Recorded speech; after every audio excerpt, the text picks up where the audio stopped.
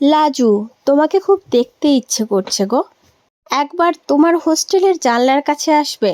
লাজু তো জানলার কাছে আসলো, এসে কি দেখলো বলুন তো? পুরোটা জানতে ভিডিওতে লাইক দিয়ে চ্যানেলটা সাবস্ক্রাইব করে দেখতে থাকুন। অনুভব লাজুকে ফোন করে। লাজু তখন ফোনটা ধরে বলে, এত রাত্রে তুমি কেন ফোন করেছো আমাকে? তখন অনুভব বলে, কেন? তোমার সাথে কথা বলতে ইচ্ছে করছিল, তোমাকে খুব মিস করছিলাম, সেই জন্য ফোন করেছি। তখন লাজু বলতে থাকে, আরে এত রাতে ফোন করছো, আমার রুমমেট যে উঠে যাবে ঘুম থেকে। তখন অনুভব বলে, তাহলে বাইরে চলে এসো। তখন লাজু বলে, এত রাত্রে বাইরে গেলে আমাকে হোস্টেল থেকে বের করে দেবে, তোমার দিন দিন পাগলামিগুলো বেড়ে যাচ্ছে। তখন অনুভব বলে, হ্যাঁ, আর এই পাগলামিটা থামাতে পারো একমাত্র তুমি। তুমি ছাড়া কেউ আমাকে শান্ত করতে পারবে না। লাজু তখন হেসে বলে, তাই? কিন্তু তাই বলে এই মাঝরাতে তোমার সাথে রাস্তায় রাস্তায় ঘুরতে পারবো না আমি। তখন অনুভব বলে, এতটা ভয় পাচ্ছ আমাকে তুমি লাজু? লাজু তখন বলে, তুমি কি ভূত যে আমি তোমাকে ভয় পাবো? অনুভব তখন বলে, অষ্টমঙ্গলায় তোমাদের গ্রামে গিয়ে কেমন ভূতের ভয় পেয়েছিলে, তুমি আবার বলছো ভূতকে ভয় পাও না? তারপরে অনুভব বলতে থাকে, তোমার সাথে তো কথা হলো, কথা বলতে বলতে আমার লোভটা যে আরেকটু বেড়ে গেল, এবার তোমাকে দেখতে ইচ্ছে করছে লাজু। লাজু তখন বলে, পাগল হয়ে গেছো নাকি? আমি এত রাত্রে বললাম না হোস্টেলের বাইরে যেতে পারবো না গো। তখন অনুভব বলে, ঠিক আছে, তোমাকে বাইরে আসতে হবে না, তুমি তোমাদের রুমের জানলার কাছে এসে একবার দাঁড়াও তো দেখি। লাজু ফোন হাতেই জানলার সামনে এসে দাঁড়ায়।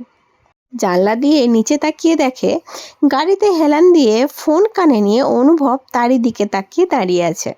লাজু তখন বলে, মাঝরাতে তুমি এখানে চলে এসছো, বাড়ি যাও তুমি। তখন অনুভব বলতে থাকে, তোমাকে যে খুব মিস করছিলাম, তোমাকে খুব দেখতে ইচ্ছে করছিল, তাই জন্যই তো চলে আসলাম।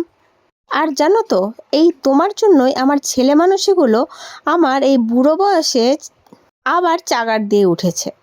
তাই দিনের পর দিন আরও ছেলে মানুষগুলো বেড়ে যাচ্ছে আমার, শুধুমাত্র তোমার কাছেই লাজু।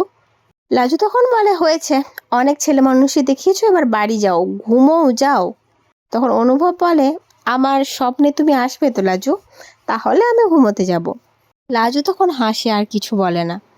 অনুভব তখন বলে, ঠিক আছে, গুড নাইট, তাহলে আমি এখনকার মতো আসি, আবার কালকে দেখা হচ্ছে তোমার সাথে। লাজু তখন বলে, ঠিক আছে, যাও এখন এখান থেকে, এত রাত্রে কেউ তোমাকে দেখলে তোমাকে আমাকে দুজনকে এইখান থেকে বের করে দেবে।